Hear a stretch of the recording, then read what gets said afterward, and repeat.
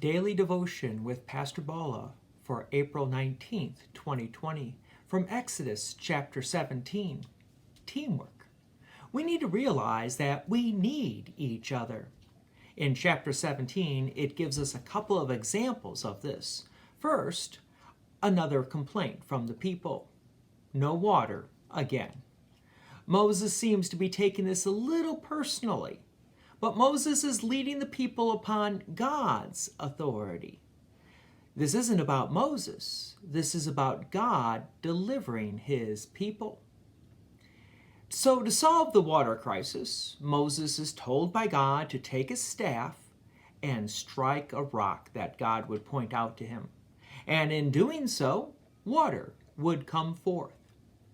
If it would only be that easy. But it isn't.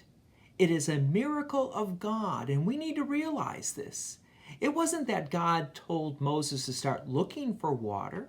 No, God is doing a special miracle to provide water for his people, so that the people realize that God is the one leading them, not Moses. You could blame Moses and say, Moses, why didn't you lead us to a place where there's water? God is leading the people, and God is providing the water.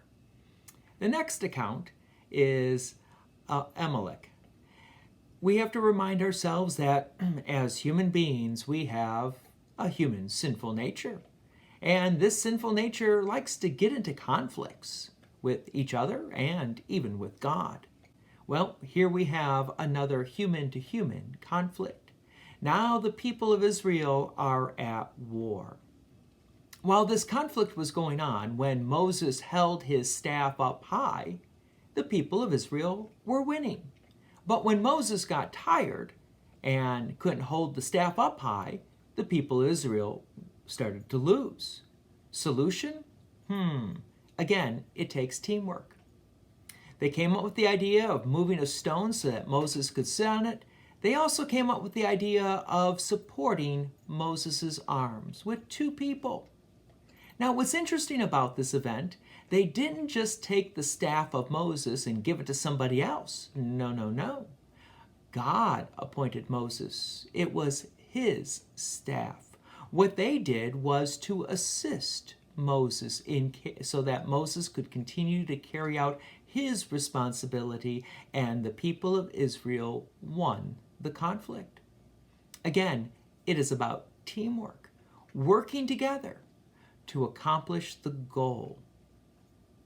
Even Moses needed help. Sure, God was with him, but he needed more help?